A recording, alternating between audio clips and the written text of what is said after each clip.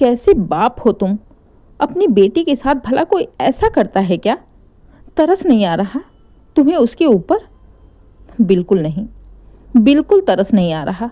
और हूं मैं ऐसा बाप, बहुत ही बेकार हूं मैं। तुम हटो सामने से, मुझे रीतू से बात करने दो। अपनी पत्नी सविता जी को सामने से हटाते हुए राकेश जी जाकर रीतू के सामने खड़े होकर कहते हैं, तो बताओ रीतू, क्या फैसला है तुम्हारा? क्या करोगी तुम अपने पति से तलाक के बाद? ये आप कैसी बातें कर रहे हैं? क्या करेगी से क्या मतलब है? अरे हम अपनी बेटी की दूसरी शादी करेंगे, और इससे भी अच्छे घर में, और उससे भी अच्छे लड़के से, और वो भी उससे पहले। वो भी देखता रह जाएगा। बड़े ही शान से और बड़े ही ताव में बोली सविता जी। सविता जी की बात सुन राकेश जी चिढ़ते हुए कहते हैं, सविता तुम चुप रहो, मैं तुमसे बात नहीं कर रहा। और रही बात शादी की, तो अब मेरी औकात नहीं है कि मैं बार बार तुम्हारी बेटी की शादी करता रहूं। नहीं पापा, वैसे भी मुझे अब शादी नहीं करनी है।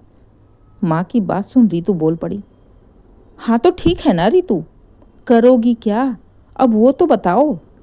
बहुत ही शांत और सख्त लहजे में बोले राकेश जी।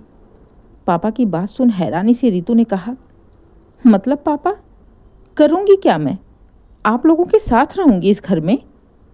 अच्छा, लेकिन कब तक? कब तक रहोगी तुम हमारे साथ? साल, 2 साल, 3 साल, 4 साल, कब तक? क्योंकि इससे ज़्यादा हम तुम्हारे खर्चे नहीं उठा सकते। फिर कैसे अपने खर्च उठाओगी? पूरी जिंदगी तुम्हारी जो छोटी मोटी ज़रूरतें होंगी वो कौन पूरी करेगा? और वैसे भी ये घर मैंने बेटे और बहू के नाम कर दिया है, तो मेरे बाद वो तो तुम्हें इस घर में रहने नहीं देंगे। तो तुम अपने भविष्य के बारे में सोच रही हो? कहाँ रहोगी? कहाँ जाओगी? क्या करोगी? पापा की बातें सुन रीतू हैरान थी। वो लगातार अपने पापा का मुंह देखे जा रही थी। पापा, ये कैसी बातें कर रहे हैं आप? ये मेरा भी तो घर है। नहीं रीतू, ये तुम्हारा घर था, है नहीं। तुम मेरी जिम्मेदारी थी, हो नहीं। तुम्हारी शादी करके मैंने अपनी जिम्मेदारी पूरी कर दी, और उसे तोड़कर तुमने अपनी बर्बादी की है। तो देख लो, हफ्ता 10 दिन यहाँ रह सकती हो, इसके बाद कहीं अलग व्यवस्था कर लो, क्योंकि मैं तुम्हें ऐसे बेटे बहू के ऊपर बोझ नहीं बनने दूंगा। उनकी भी अपनी गृहस्थी है, अपनी ज़िंदगी है, अपने खर्चे हैं, अपने बाल बच्चे हैं। वो भला क्यों तुम्हें पूरी ज़िंदगी देखने लगे? सख्त लहजे में बोलते हुए राकेश जी बाहर चले गए। पापा की बातें सुनकर रीतू की आंखों में आंसू आ गए। वो रोते हुए माँ की ओर देखने लगी। बेटी को रोता हुआ देख सविता जी प्यार से बेटी को समझाते हुए बोली, बेटा तू शांत रह, अभी तेरे पापा का दिमाग सही नहीं है, मैं समझाती हूँ उन्हें। उनकी हिम्मत कैसे हुई ये बोलने की कि तुम अपनी व्यवस्था कहीं और कर लो? अरे अभी हम जिंदा हैं, हमारे बाद भाई भाभी तो रहेंगे ना, वो देखेंगे तुम्हें, तुम्हारे खर्चे को। बेटा तू रो मत, मैं बात करती हूँ तुम्हारे पापा से। जैसे तैसे तो सविता जी रीतू को शांत कराती हैं, साथ ही साथ उन्हें राकेश जी पर गुस्सा भी बहुत आ रहा था। असल में रीतू की शादी को करीब 2 साल हो गए थे। उसका ससुराल पास में ही था। ससुराल में बस 4 लोग ही रहते थे, सास, ससुर, ननद और पति। ननद की अभी शादी नहीं हुई थी। सास भी ठीक ही थी, ज़्यादा रोक टोक नहीं करती थी। सब कुछ अच्छे से चल रहा था। फिर भी रीतू का मन वहाँ नहीं लगता था। वो बार बार भागकर मायके आ जाती, और 4-5 दिन बाद ही जाती थी, वो भी बड़ी मुश्किल से। शुरू शुरू में रीतू की सास को लगा कि अभी बहू की नई नई शादी है, तो हो सकता है नई जगह उसका मन ना लग रहा हो, इसलिए वो बार बार भागकर मायके जाती है। धीरे धीरे वो अपनी जिम्मेदारी को समझ जाएगी। लेकिन करते करते पूरे 1 साल बीत गए, 1.5 साल बीत गए। जिम्मेदारी की तो बात ही दूर, रीतू के पांव अब तो बिल्कुल ही ससुराल में नहीं टिकते थे। धीरे धीरे अब वह मायके में ही ज़्यादातर रहने लगी। जब जी में आता मायके चल पड़ती, और जाती भी ऐसे कि ना कुछ पहनने को कपड़े ले जाती, ना साड़ी लेकर जाती। जो पहने रहती वही पहने चली जाती, और वहाँ जाकर माँ के भाभी के कपड़े पहने पड़ी रहती। 1 हफ्ते 10 दिन रितु की सास को बिल्कुल अच्छा नहीं लगता। कई बार तो उन्होंने इसके बारे में सविता जी से बात भी की, लेकिन सविता जी हर बार उनकी बातों को हंसकर टाल देती, ये कहकर कि बेटी को समझाएंगी। लेकिन जब 1.5 साल बीत गया, रितु की हरकतों में कोई सुधार नहीं हुआ, तो आखिरकार रितु की सास ने सविता जी को फ़ोन करके साफ साफ कह दिया कि बहन जी, अब आप एक काम करिए, अपनी बेटी को अपने पास रखिए। हमें आपकी बेटी की कोई ज़रूरत नहीं है। हमें ऐसी लड़की नहीं चाहिए जिसका एक पाँव ससुराल में और एक पाँव मायके में हो। हमें अपनी ओर से जितना टाइम देना था दे दिया, लेकिन शायद आपकी बेटी ने हमारी शराफत को हमारी कमजोरी समझ लिया। तो बेहतर है कि अब आप अपनी बेटी को अपने पास ही रखें। उसे मेरे घर में आने की कोई ज़रूरत नहीं है। 2-4 दिन में मैं तलाक के कागज़ भेज दूंगी, साइन करवा दीजिएगा। मेरे बेटे को आज़ाद करवा दीजिएगा अपनी बेटी से, ताकि मैं अपने बेटे की दूसरी शादी कर सकूं, इस घर के लिए बहू ला सकूं जो इस घर को अपना समझे, ना कि आए दिन मुंह उठाकर मायके में बैठी रहे। हमें कोई ज़रूरत नहीं है आपकी बेटी की। रखिए आप अपनी बेटी को अपने पास। कहते हुए गुस्से में रितु की सास ने फ़ोन रख दिया। रितु की सास का ऐसा बोलना, ऐसा लगा कि सविता जी के अहंकार पर चोट थी। उनकी हिम्मत कैसे हुई मेरी बेटी के बारे में ऐसे बोलने की?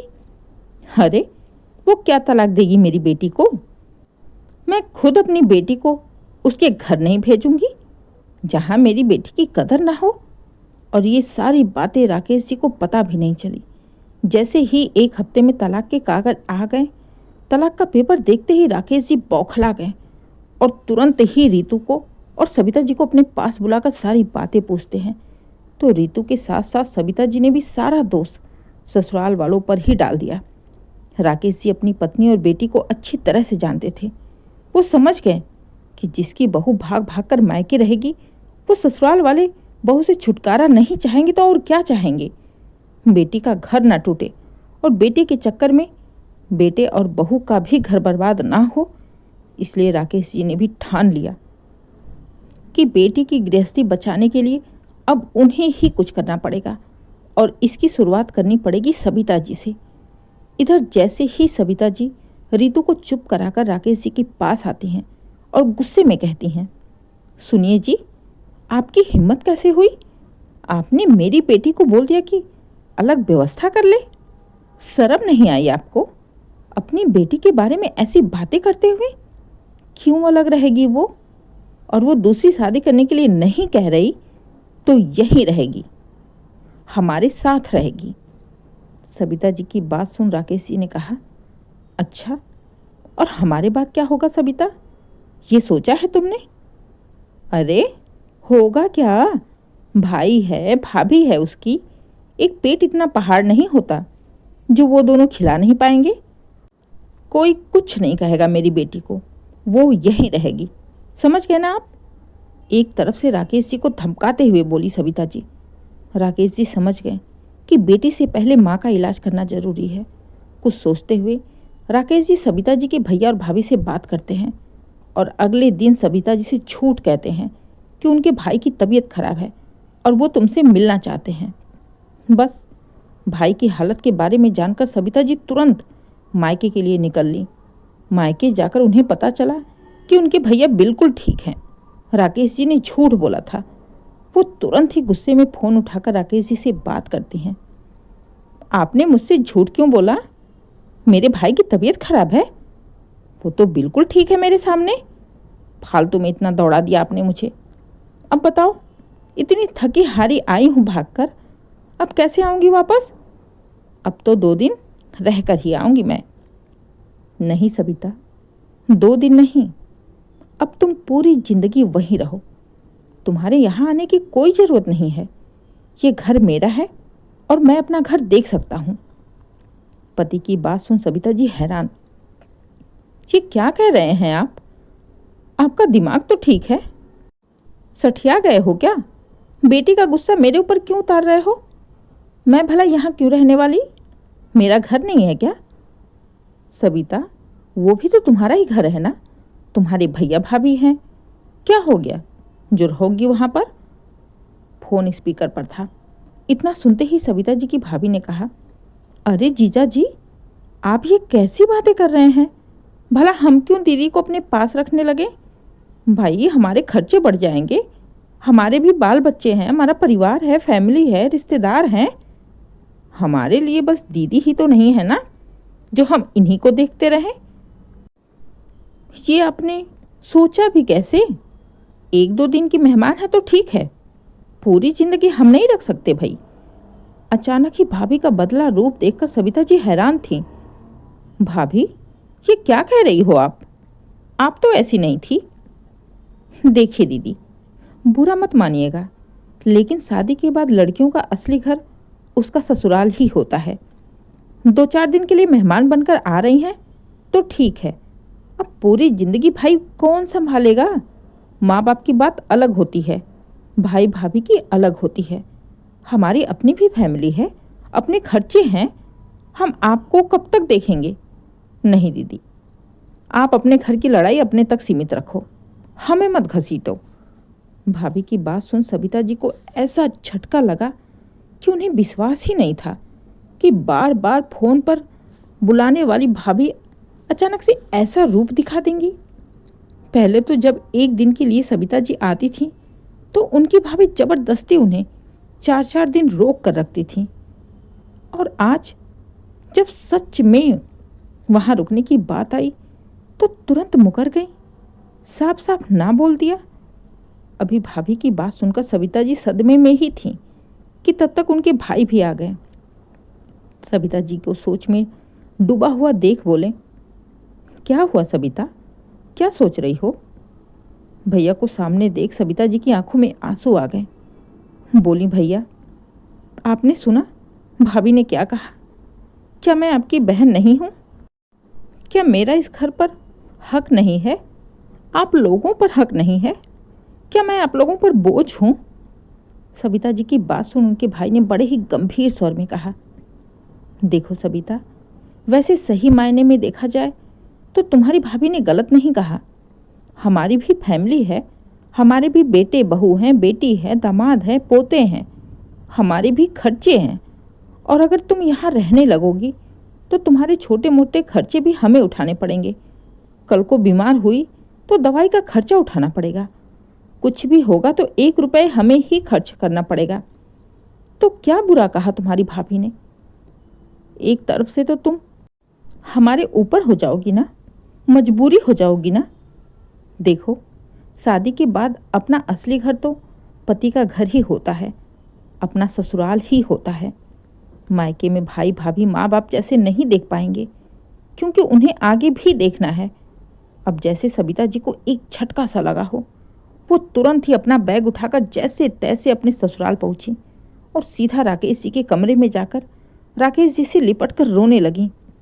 अचानक सविता जी को सामने रोता देख मन ही मन राकेश जी मुस्कुरा पड़े। सविता जी के बिना कहे ही वो सब कुछ समझ गए थे, फिर भी ना समझ बनते हुए बोले, क्या हुआ सविता, तुम क्यों रो रही हो?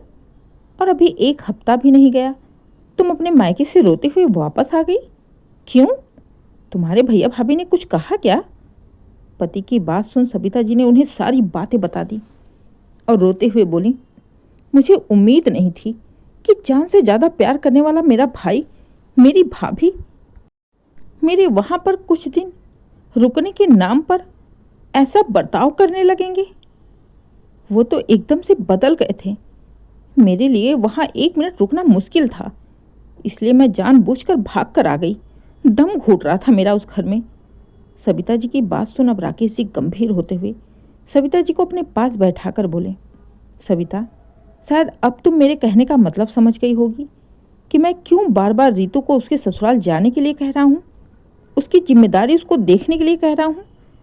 तुम्हें लग रहा है कि तुम्हारा बेटा और तुम्हारी बहू उसकी ज़िंदगी पार लगा देंगे, लेकिन ऐसा नहीं होगा। सबकी अपनी अपनी फैमिली होती है। जो तुम्हारे साथ हुआ है, तुम्हारी बेटी के साथ उससे भी बुरा होगा। क्यों नहीं समझती हो तुम? तुम्हारी बेटी की भलाई इसी में है कि वो अपने ससुराल चली जाए और अपनी जिम्मेदारियों को समझे। इससे उसकी भी इज्जत बनी रहेगी और हमारी भी। अब सविता जी को बात समझ में आ गई थी। अब वो बहुत अच्छे से समझ गई थी कि जिंदगी भर मायके रहना कितना कष्टकारी होता है। इसलिए उन्होंने ठान लिया कि बेटी को उसके ससुराल भेज कर रहेंगी और उन्होंने तुरंत ही रितु की सास को फ़ोन किया और उनसे माफ़ी मांगते हुए कहा, बहन जी बस एक मौका दे दीजिए। अगर इस बार मेरी बेटी मायके आ गई बिना आपकी इजाज़त के तो मैं खुद उसे फिर उस घर में कभी नहीं जाने दूंगी। एक मौका दे दीजिए। सविता जी की बात सुन रितु की सास ने उन्हें एक मौका तो दे दिया। अब सविता जी रितु के पास गईं और उसे समझा बुझाकर ससुराल वापस भेजी, ये कहते हुए कि बेटी जब तक हम तुम्हारा दिन ना रखें, तुम्हारी सास से परमिशन ना लेंगे, तब तक तुम मायके नहीं आना, नहीं तो फिर हम तुमसे अपना रिश्ता हमेशा हमेशा के लिए ख़त्म कर देंगे। बेचारी रितु क्या करती, एक माँ ही थी उसके साथ, उसने भी उसे अपने साथ रखने से मना कर दिया। अब क्या करे, कहाँ जाए। हार मानकर उसे ससुराल वापस जाना ही पड़ा।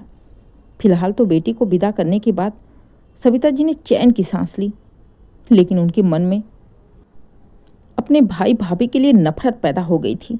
मन दुखी था, बार बार रो रही थी। सविता जी की तकलीफ शायद राकेश जी समझ गए थे। फिलहाल तो राकेश जी जो चाहते थे वो हो गया था। बेटी ससुराल वापस चली गई थी। इसलिए राकेश जी ने अब सविता जी को सारी सच्चाई बताने में ही भलाई समझी और उन्होंने सविता जी को सारा सच बता दिया कि कैसे उनके कहने पर ही उनके भैया भाभी ने तुम्हारे साथ ऐसा व्यवहार किया। अगर वो ऐसा व्यवहार नहीं करते तो शायद तुम हकीकत समझ नहीं पाती, देख नहीं पाती। इसलिए अपने भैया भाभी को कोसना बंद करो। उनके दिल में तुम्हारे लिए कोई नफरत नहीं है। उन्होंने जो भी किया मेरे कहने पर किया। अगर वो ऐसा नहीं करते तो तुम कभी भी हकीकत को समझ ही नहीं पाती, उसे अपना नहीं पाती और ना ही कभी तुम्हारी बेटी का घर बस पाता। आज पहली बार पति की बात सुनकर सविता जी खामोश रहीं। उन्हें अपनी गलती का एहसास हो गया था।